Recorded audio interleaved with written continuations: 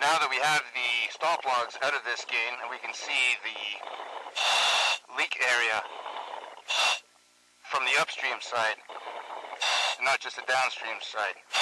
So what we found is a lot more substantial than what we were expecting, and we're going to report on that in this little blip.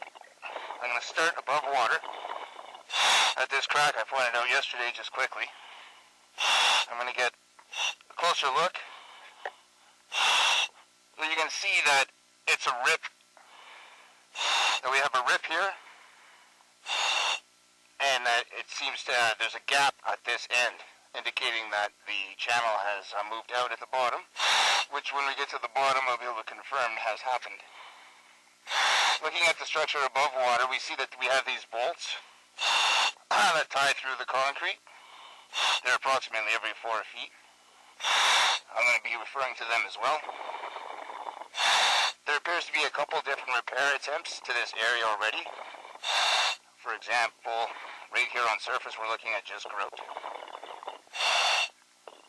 So we've checked out inside the two sea channels. Shipping was fairly easy. And right at this location here is where we have our leak on the other side. Turn the light up a bit. Yeah. The spongy material is,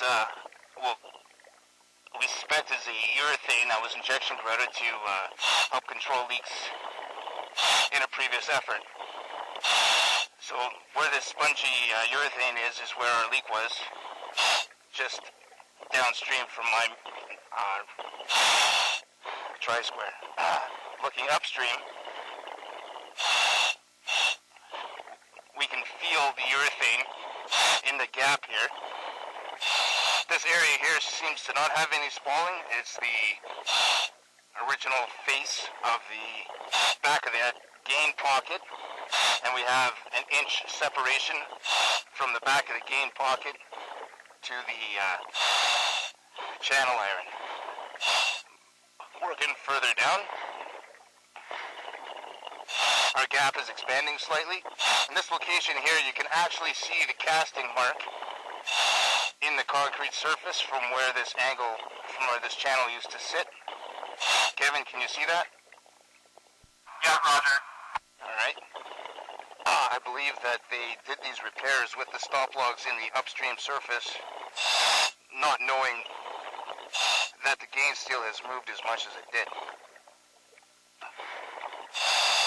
In the surface we can see more of these injection grout nipples, which suggests that after this repair was done, they still had leakage problems, and that's when the urethane was placed. We have another one of our bolts. In this case here, I can see the rod. The rod does go through the back flange of the channel, and then it is bent in a downstream angle. It doesn't go straight. And our rotor pocket in this location is 7 inches deep.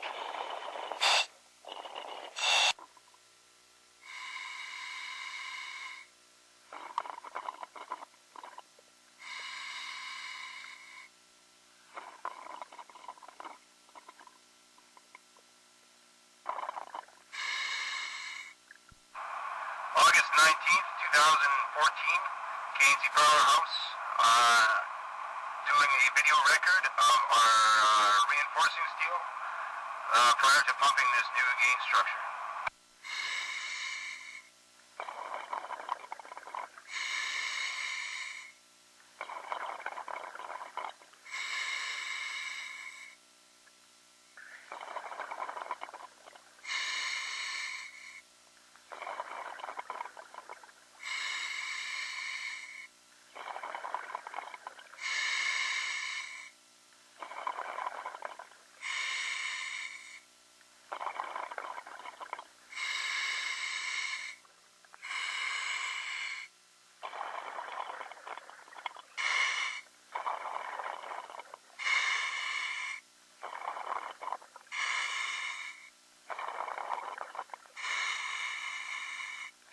Bend back and forth, just left and right a little bit, so you're showing the edges where it interfaces with the steel.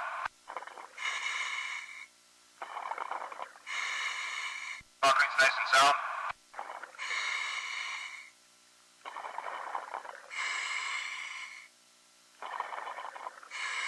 The trimming for the most part worked very well.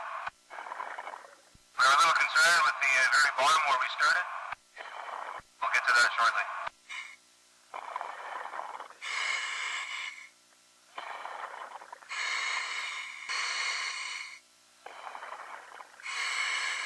And making our way to the bottom. We've removed all our tieback steel, except for the very bottom, as you can see there, where we're going to have to do some more work. We're getting to where we can see that our cement washed out at the very bottom of the tremmy pour. We have aggregate exposed, and near the bottom we have loose gravel. So that's the bottom elevation, a pile of gravel on the sill, and that poured out literally as soon as we took the form off. You stick your fingers in there and see what you can break up.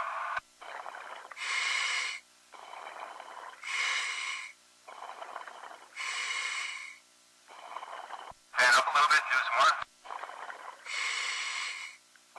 So it looks like we'll have to chip up the bottom 2 feet and redo it.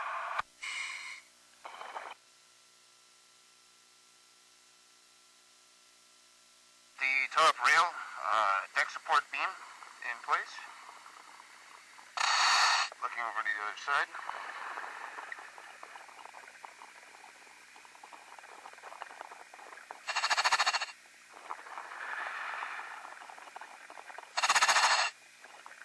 And then making our way back to the gain structure underwater. We're going to start concentrating on is our sealing surface for our stop logs. You guys can see that our coil rod anchors have been cut back. Below water we cut back our coil rod and then purged it with aquacrete. Purge the holes with aquacrete. Kevin, adjust the light as you see fit. Moving down the structure. Showing our coil rods are out of the way. Interface to the rest of the back of the gain pocket. The steel structure was aquacreted to make a seal.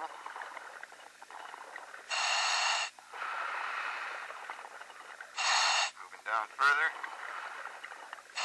Another coil rod purged over. At this location here, we're getting to where there's a void in the back of the gain pocket. This concrete here is part of our tremmy bore. And the form ply that we had over this area was purged top and bottom with aquacrete. Moving down further, coil rods out of the way. Looking at our concrete repair, coil rod out of the way. And down further. We're getting to the bottom of our tremmied concrete. And then our interface goes back to the old gain pocket concrete. A little bit of aquacrete purging in the middle. Making down to bottom now. All our coil rods, anything to snag the stop logs are out of the way, moved out of the way, excuse me. And we're looking right down at the bottom. Here's the wooden sill. It still has the hole here for the log lifter. This wooden sill is cast into the floor. The camera is facing downwards now. Looking at the interface between the wooden sill and our new steel structure. Our interface is sound. There's no potential for leakage. Looking at the bottom of our steel structure interface to the existing sill concrete.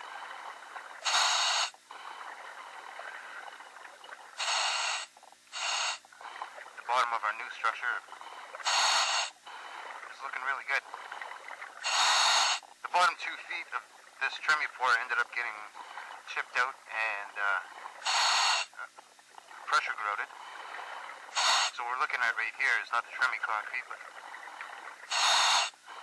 our grout repair up to this elevation here. Now we're into our tremmy concrete. This is our grout repair. This small purged area is where we had our vent hole to allow the water to displace when we redid this bottom 2.5 feet. Looking further up, the rest of our trimmy concrete's in excellent shape. Looking really good. This line here is just a form line between sheets of plywood.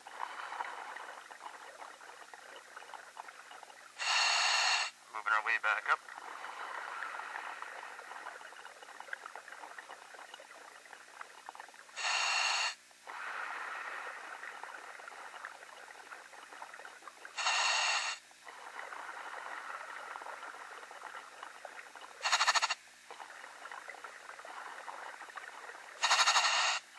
Another forming mark.